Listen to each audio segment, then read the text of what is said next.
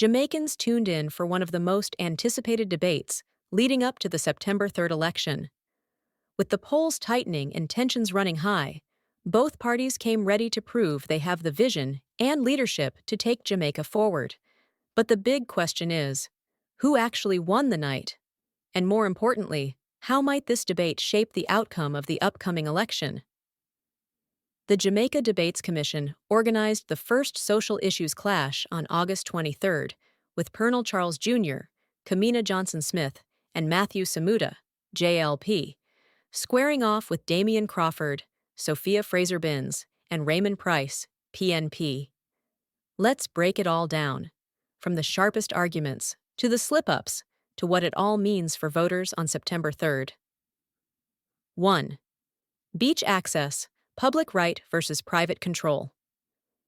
The debate opened with a clash over Jamaica's beaches, and for good reason.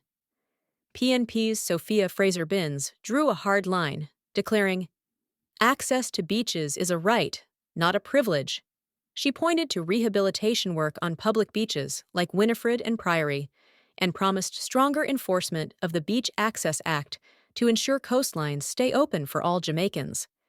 The JLP's Matthew Samuda countered with his own examples, citing the Harmony Beach Park as proof that the government has delivered real improvements. He also pledged tighter NEPA oversight to protect public access corridors. Why this matters? Beaches aren't just vacation spots. For many Jamaicans, they're cultural lifelines, places of livelihood, and community spaces. Restricting access doesn't just inconvenience people, it deepens frustrations that ordinary citizens are being sidelined in favor of big tourism projects. Beach access isn't just campaign fodder. It's a test of whether leaders prioritize heritage and fairness over development deals. Whoever wins this election must prove they're serious about protecting public rights, not just chasing popularity. Second rural school bus program, savings versus sustainability education, came into focus when PNP's Damian Crawford criticized the rural school bus system, highlighting $300 million Jamaican dollars spent on imports and another $800 million Jamaican dollars on refurbishing older buses. His argument? The costs are ballooning without proving long-term sustainability. JLP's Colonel Charles Jr. defended the program, pointing to the massive savings it has created for families.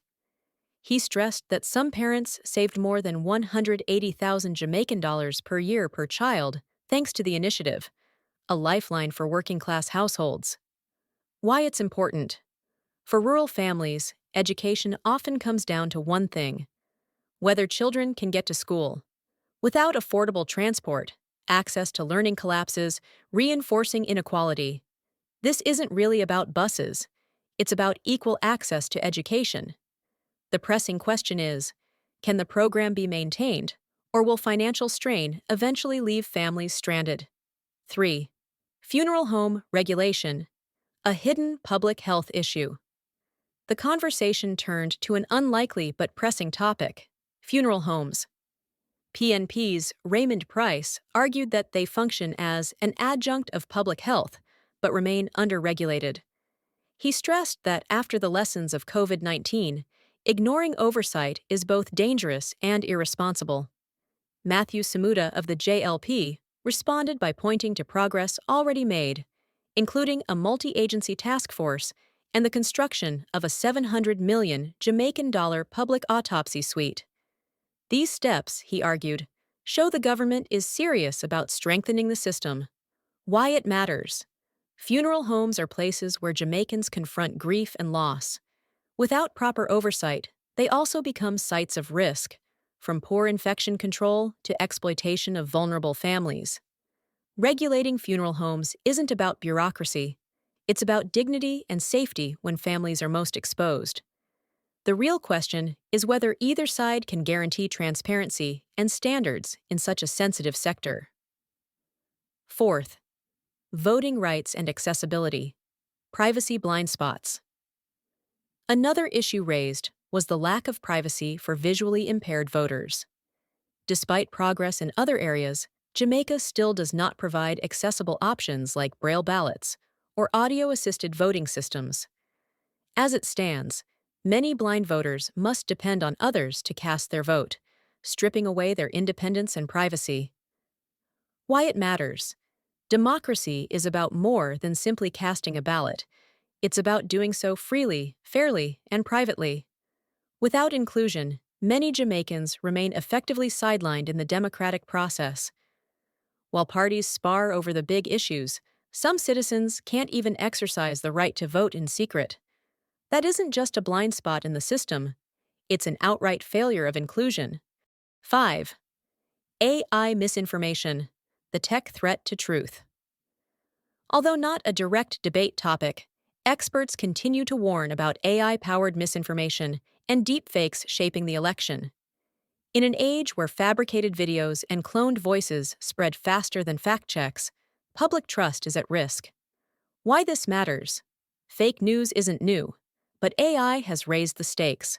A perfectly crafted lie can spread faster and hit harder than any political ad.